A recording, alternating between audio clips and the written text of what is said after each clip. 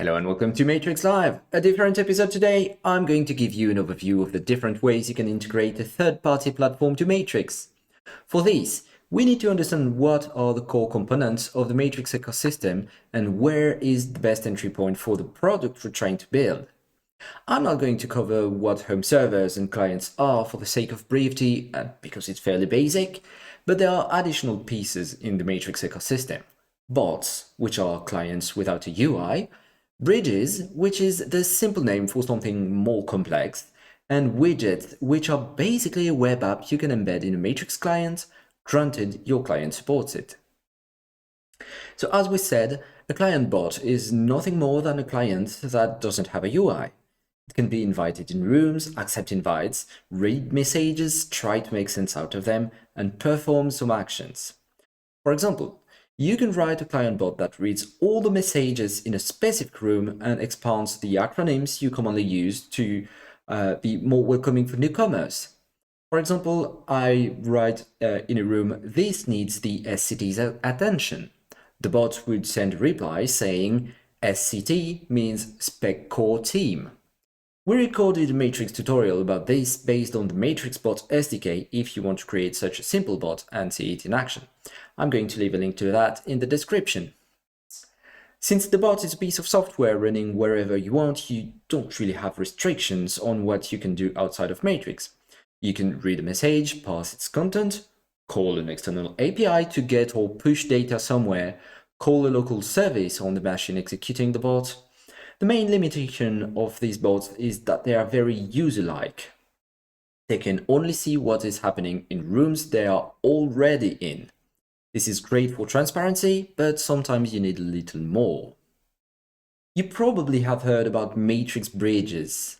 Well, bridges are like the spoon in the Matrix movies. They're an illusion. Behind the scene, bridges are application services, aka app services. App services, in fact, are supercharged client bots living right next to a single home server they have a privileged relationship with. App services are bound to a namespace.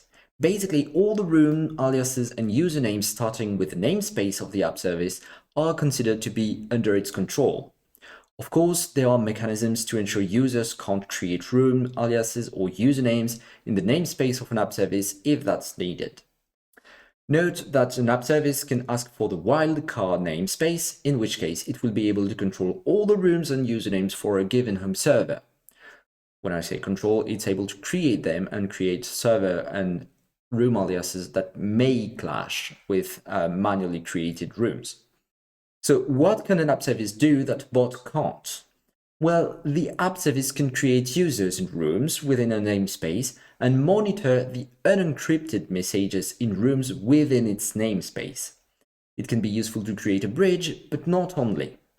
For example, if you want to write a spam detection service for your public rooms, you may want to deploy an app service to monitor everything that is happening in public rooms, detect patterns, and send reports somewhere for moderators to take action. Those are my personal recommendations, but if you want to write a bridge, I would recommend you to give matrix-appservice-bridge a go if you're into JavaScript. Another very good framework is the Motrix. I'm not sure I'm actually pronouncing that correctly, which will allow you to create an app service either in Python or Go. I'm going to leave links in the description as well. Finally, widgets. So a word of warning first. Widgets are not standard, they are not accepted in the Matrix specification so far. What I'm going to describe next is the current state of things according to the draft specification, but bear in mind, this is a draft. So a widget is a piece of HTML, JavaScript, CSS that can be embedded in a client and more specifically in a room. As such, it's a regular web app as you could see in a browser. For example, a YouTube or PeerTube embedded player is a perfectly valid widget. Note that there is one instance of the widget per user, so same as a web app really. It's not one widget instance shared by everybody. But widgets can also negotiate capabilities with the client. They can ask to use an API to communicate with the room they are embedded in and perform actions on behalf of the user. If the user grants the widget the authorization to do so, the widget can create can read the messages in the room and post events in the room, including state events. This can be useful to display some data in a fancier way than Matrix allows without having to extend the spec. In theory, it would be possible to use the room and in particular state events as a shared database, since widget can read such events when explicitly allowed by the user. But current implementations are not optimized around this. But if an actor wants to tackle this issue, this is not a limit of the protocol itself. Widgets would need to take into account race conditions, the default recommended power level don't allow users to send state events in a room, etc. So more generally, there are more efficient ways to share information at the moment. So at the end of the day, there is no silver bullet. Developing a bot, an app service, or a widget really depends on what you are trying to do, how much time you are willing to invest into the project, and the level of integration you want to have into Matrix. I hope this was informative to help you navigate the rich Matrix ecosystem. This was hopefully your last Matrix Live with me in 2022. If time allows, Matthew will do a holiday special next week, and then we'll pause Matrix Live until the beginning of January.